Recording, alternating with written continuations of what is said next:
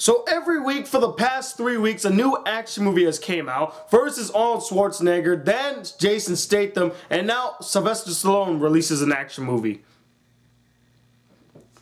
Third time's the charm. Hey guys, the Black Critic Guy. Thanks again for jumping to the new channel. Like I said, I'm gonna keep the reviews coming, and today I'm here to review the movie Bullet to the Head. And I gotta say, this was the 80s revival action movie that I was waiting for. It's not too cheesy and it's not too serious. It's the middle ground that's both fun and entertaining and a little serious from time to time. But I really enjoyed this film, as you can tell. So the story here is not too deep. It first follows Sylvester Stallone and a partner of his who do this one job, and then after that they go to a bar to recuperate, and then Sylvester Stallone finds out that his partner's been killed and they've been set up. And then he teams up with this DC cop to find this kind of kingpin guy, take him down and get his revenge. Now when I first saw the trailer for this movie, I thought, man, that looks really bad. It doesn't even look that fun, and I thought it was just gonna be another generic action film. And after the two disappointments of The Last Stand and Parker, I went in this movie with shit expectations. I thought it was gonna be a generic action movie, there's gonna be a lot of talking, and it's gonna be boring. But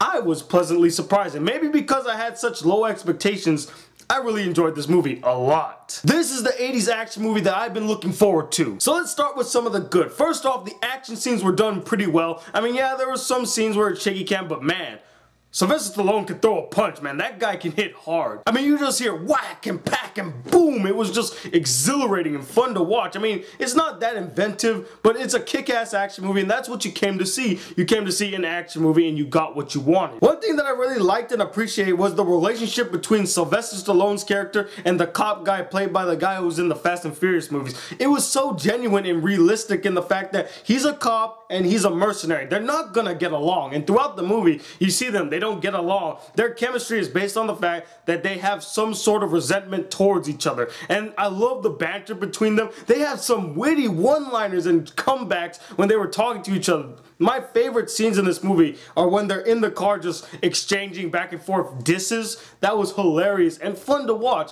and I loved how they played off the fact that they don't like each other.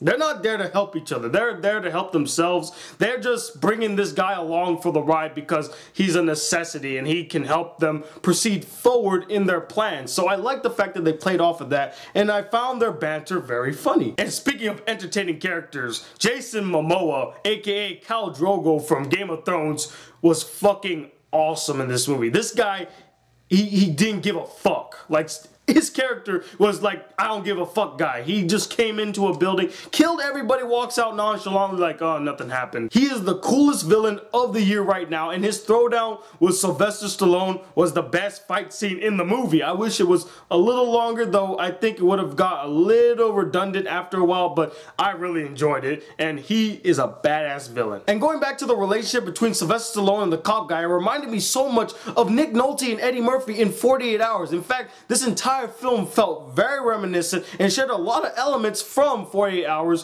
which wouldn't be much of a surprise because they both had the same director, Walter Hill. Now, as much as I really enjoyed this film, there were a couple of problems that I had. First off was the editing. Some of the editing was a bit choppy and out of place, and the shaky cam was kinda annoying in some scenes where I just wanted to see the action. Although most of the action scenes, you can see them. They're not like Contraband shaky. They're not that terrible. There's a lot of cliches in this film, but that's to be expected. But there were also a lot of forced backstories and forced character relationships that easily could have been taken out of the film, and I'm like, it doesn't really serve a major plot, and you just threw that in just to throw it in, didn't you?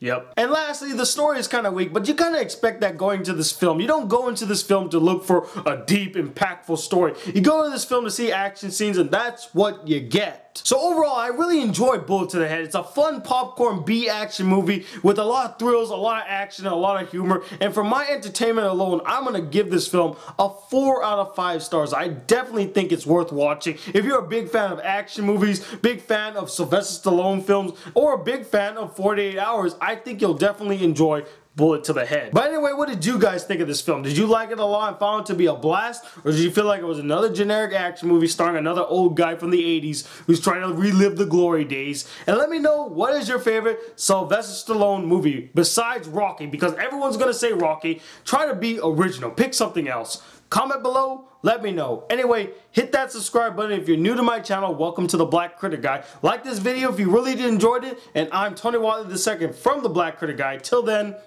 peace, YouTube.